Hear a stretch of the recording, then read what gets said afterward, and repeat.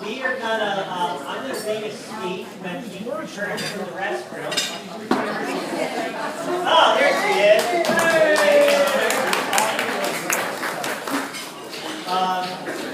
And I'm gonna read a speech, and then afterwards we've got this nice microphone, which, and we're going to, I'm going to call up if anybody would like to speak for just 1 or 2 minutes, if they'd like to say what they love about Barbara, an anecdote or a story, or something that happened that they'd like to relate and just talk. And I'll pass the mic around to people to say that. And I'm going to start, so we'll do that for a while. And please eat while we're doing this if you're still eating. We don't need to, because we're gonna be here for about 6 or 7 hours. So. But this is something that my father Harold wrote for Barbara for the birthday. I'm going to stand here so I have some light because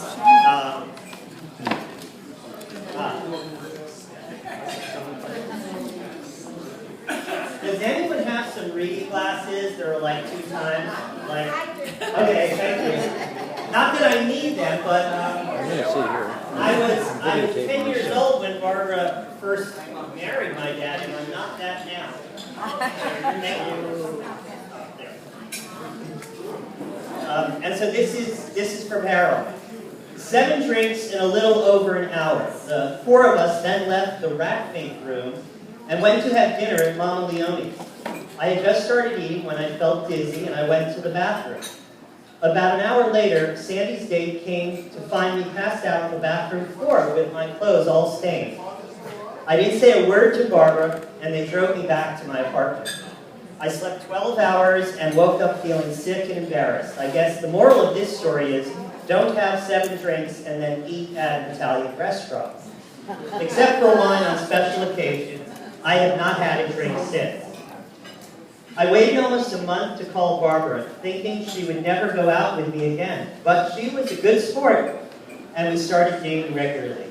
We were married on December 28th, 1968, almost 45 years ago.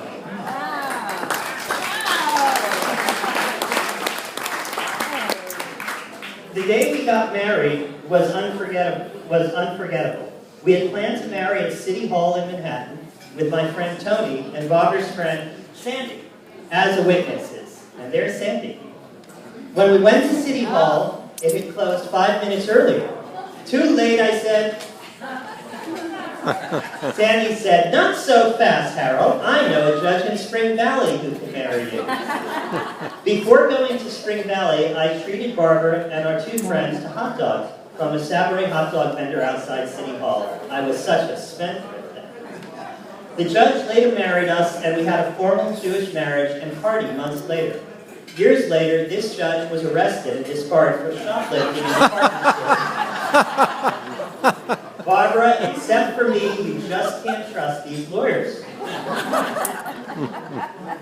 After our marriage, Barbara became a travel agent, and we traveled extensively. Our best and most memorable vacation was to the Orient in 1975, when we visited Hong Kong, Taiwan, Japan, Thailand, and Singapore. It is only fitting that it was in the Orient that Barbara earned her black belt in shopping. Barbara wanted to bring back gifts for everyone. We even had to buy a trunk in Hong Kong to take back all the things we bought. Barbara purchased a very necessary kimono dress in Kyoto, Japan, which she never wore, but the dress sits in the closet as a reminder of our first great trip. We flew back from the Orient from Hong Kong to Seattle, Washington to clear U.S. Customs.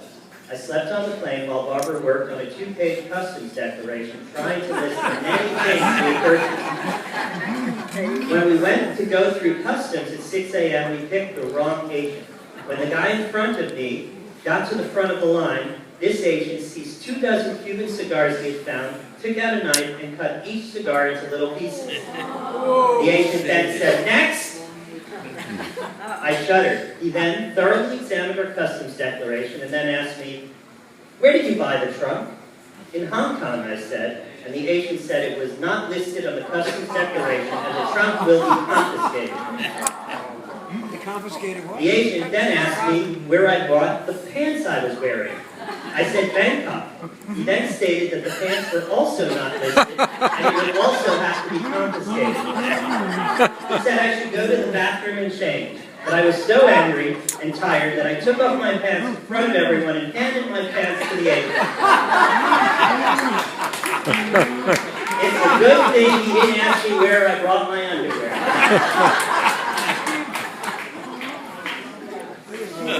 Barbara loves penguins.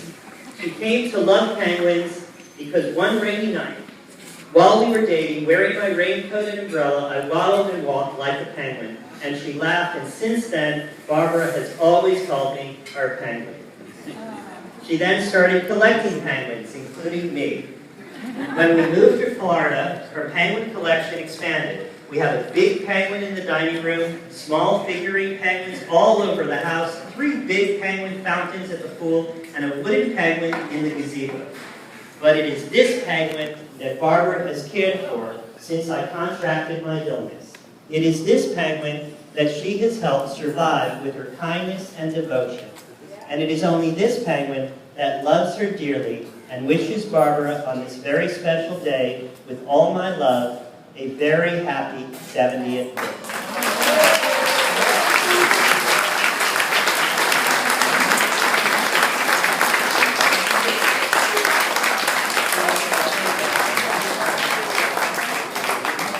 And now the commentary from the people here who would like to say something. I'll say something in a little bit, but I've talked enough for now. Would anyone like to raise their hand and start off? It's a story, just 1 or 2 minutes, that is something you love about Barbara. When you think about her, or you think about something that happened, you think, oh, that's Barbara, and that's, something I love about her. Okay, Barbara. You gonna say something?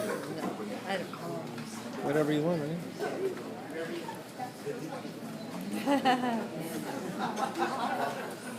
Hi, sweetie. I love you. I first met Barbara in 1968. I was 18, she was 16. And since then, we have been BFF. And that BFF, I think, is been used very, loosely. Thank you, whoever said that. But for us, it is the best. We are the quintessential best friends forever. I think of all the years that we've had together. You're 70 now, Barbara, and I am so happy that I have had to spend more than the majority of those years with you. I remember East 80th. I remember Miami Beach. I remember Fort Lee. And I remember Boca Raton. And what can I say? I love you, darling. You are my best friend forever. What can I say?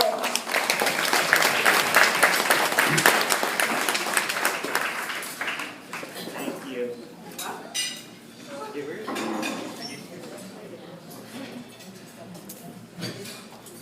Okay, my name is Stu Shipman. I've been friendly with Harold and Barbara ever since our West End days. And we had some good times. I don't know of any friend that I like better than Harold and Barbara. They've been good to us, and we've been good to them. I just want to read something about aging to my friend Barbara. Do you realize that the only time in our lives when we like to get old is when we're kids? If you're less than 10 years old, you're so excited about aging that you think in fractions. How old are you? I'm 42. You're never 36 and a half. You're 4 and a half going on 5. You get into your teens, now they can't hold you back. You jump to the next number. How old are you going to be? 15? 16? You could be 12, but you're going to be 16 eventually. Then the great day of your life, you become 20. Even the words sound like a ceremony. You become 21, yeah. Then you turn 30. What happened there? Makes you sound like bad milk. You learn. We had to throw them out. What's wrong? What changed? You become 21 and you turn 30. Then you're pushing 40. Stay over there. You reach 50. You become 21. You turn 30, you're pushing 40, you reach 50, then you make it to 60. By then, you go with so much speed, you hit 70. After that, it's a day-by-day thing. You hit Wednesday, you hit 70, and then you get into your 80s. You hit lunch, you hit 4:30, you won't even buy green bananas. Well, it's an investment, you know, and maybe a bad one, and it doesn't end there. Into the 90s, you start going backwards. I was just 92. Then a strange thing happened. If you make it over 100, you become a little kid again. I'm 100 and a half. And remember, That's cute. growing old is only mind over matter, and if you don't mind, it don't matter. Yeah. That's very nice. Very cute. I'm standing here, my feet are going. My feet are going. Don't say anything like that. Yeah, That's okay. I can sit down and my feet hurt.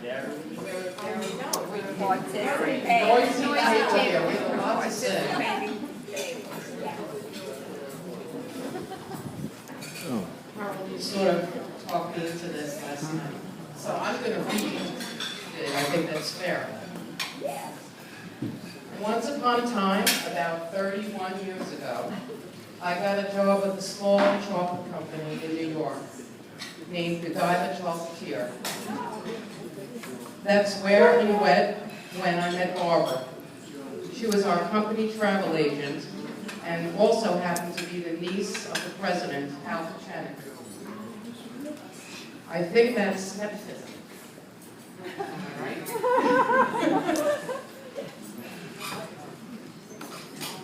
While we liked each other immediately, it was after the loss of her brother Jimmy that we had a bond and formed a deep and lasting friendship. As you can imagine, and all of you know, a lot of life happens in that amount of time. Both good and not so good. I'm so blind without my glasses. So, let's get some light on this. I have seen Barbara handle everything with determination, ability, courage, and They're my efficiency. good glasses. If there was a challenge to be met, she never cut a corner, or took a shortcut, or left a stone unturned. On the other hand, oh, thank you, my friend, my new friend, the photographer. No good. But it's too bad. Too bad. I could go Mine would work. Maybe. No, not doing it. Too No. expensive. Nope. Wow.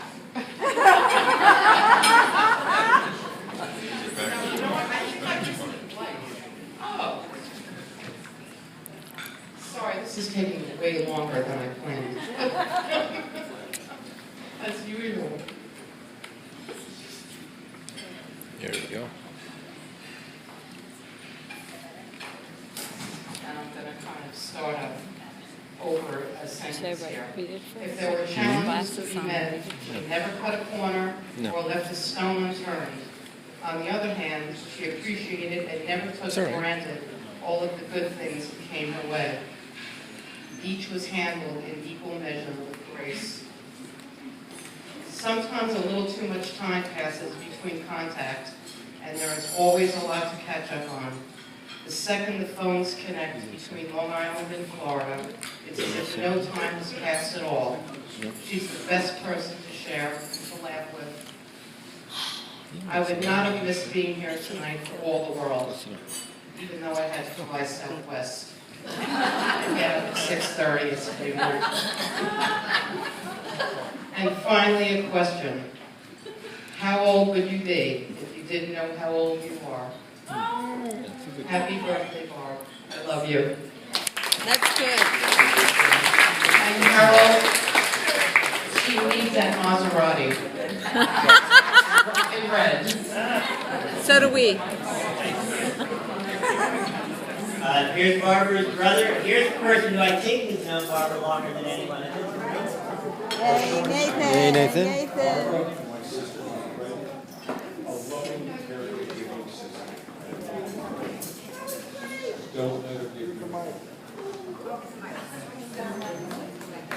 That's it. Is the mic on? Yeah, that's it.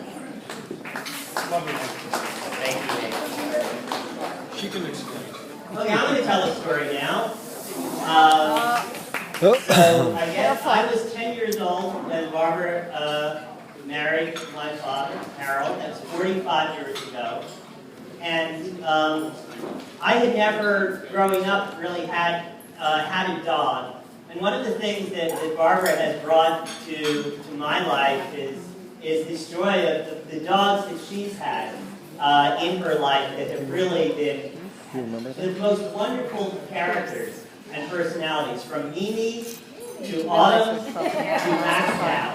And I want to say that these dogs are the most lovable and cute dogs, and I've never thought of myself as sort of a dog person. But Barbara has made me someone who has appreciated and loved dogs and been loved by dogs. One of my favorite stories about Barbara that I think really tells her character was when I was 17 years old and we were taking the 2nd Avenue bus downtown together, way back in the bad old days of New York City when it was a really lawless and pretty wild place. This would have been 1975 or so. And we were in the back of the bus, and there was this guy who was coming from the heroin supermarket on 125th Street, and he was smoking a cigarette in the bus, and I was allergic to tobacco, and it was, closed window, and he was with someone, and I said, "Excuse me, would you mind putting out your cigarette, please?" He says, "Yeah, I'll put it out."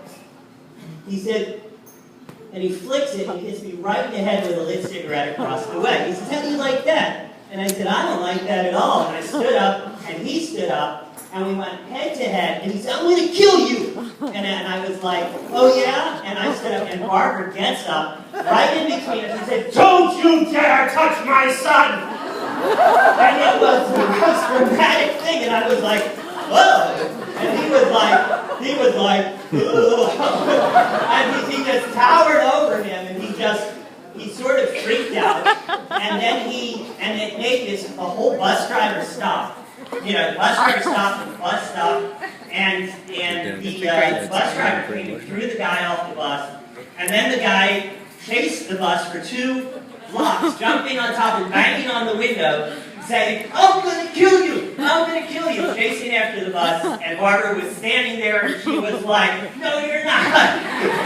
over the thing. And the police had to come, and the guy was so whacked out that when the police came, they actually attacked the police, and the police had to beat him right there on the street, and they started hitting the cops. And then they carried him away to squad car. Everyone had to get off the bus and file a report, and it was like, we just had to walk off and wait for the next bus, and Barbara stood by me, and it was very courageous and very sweet, and I was really, really shocked at the whole turn of events. And that was Barbara. And she was 32 years old. So, anyone else? Next story.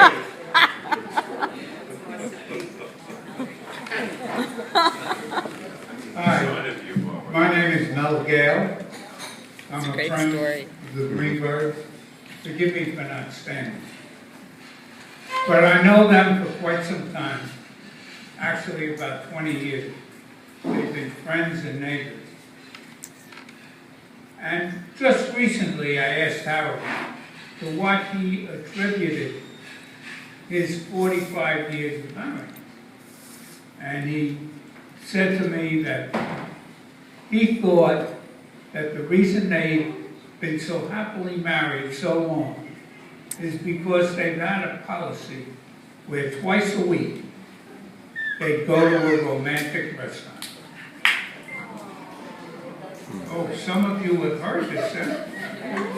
At any rate, for those that haven't heard. And I said, really? He says, yes.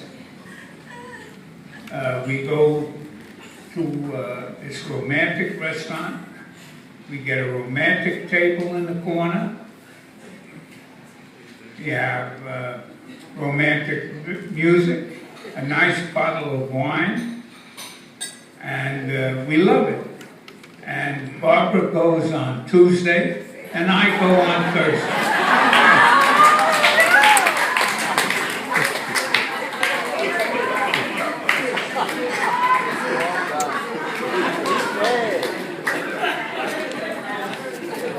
Hey guys, this is a great party. You should see her when she was 15. She was doing this too. She was living in New York, and I was in Vermont, the country. She was a city girl. She moved to the country and changed completely our whole outlook. Before we knew it, we were in her basement doing spin the bottle with the boys. So I just here to let you know, she's had this gift a long time, and she sure taught it tonight. Thank you, and happy birthday to you guys.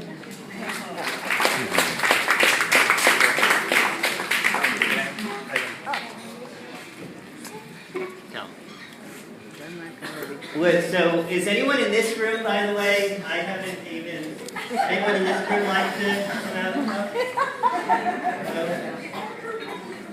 No? Oh, anyone else?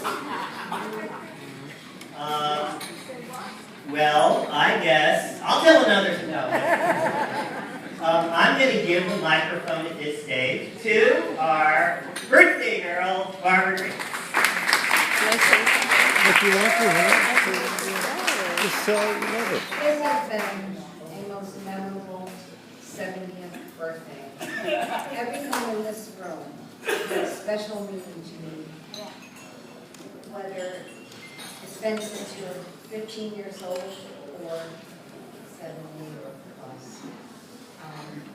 I'm so happy you're all here celebrating with me.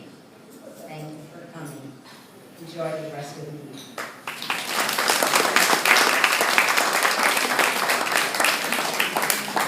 Thank you. And we do have a request band for salsa music, if possible. If there's, but she wants to One say. thing, I just want to represent our old days in New York City. And I just want to say I have watched Barbara nurture many generations, 3 wonderful children, wonderful, and all her grandchildren. And I would be remiss if I didn't say that was very much a part of her life and a part of what I saw her grandchildren do so much support. Thank you. Hey, Barbara. I do want to speak on behalf, since we're not done, I guess. My sister Sharon would like to.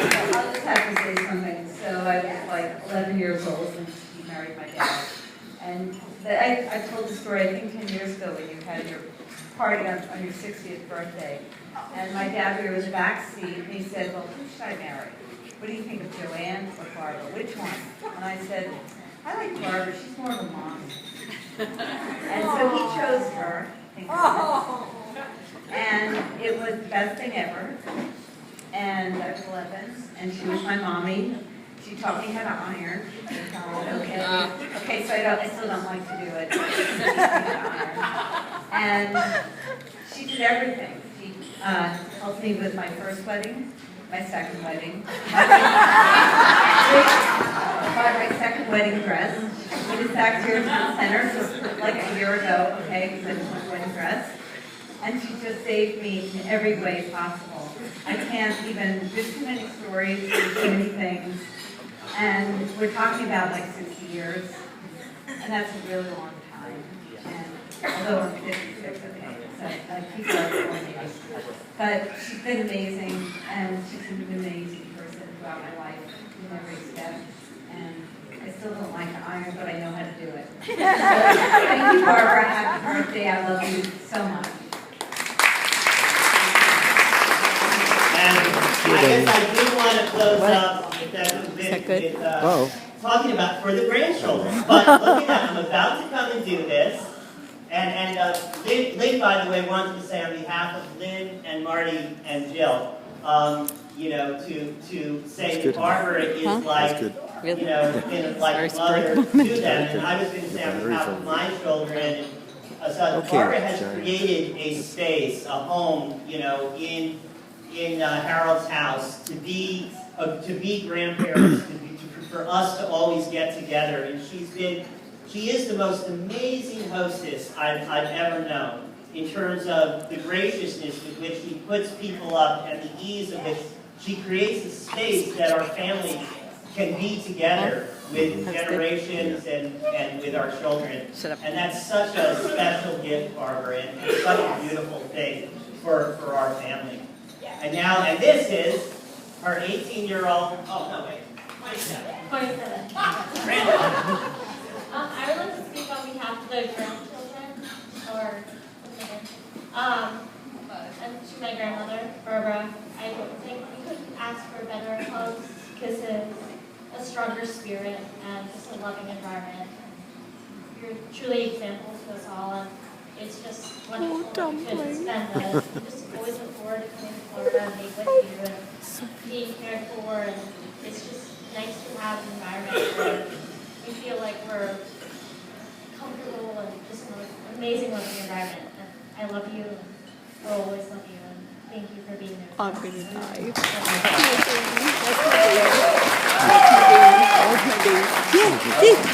Can't do better than that. Thank you, Rebecca. Thank you very much, everyone, for being here. And there'll be cake and some music. Thank you, man. Thank you.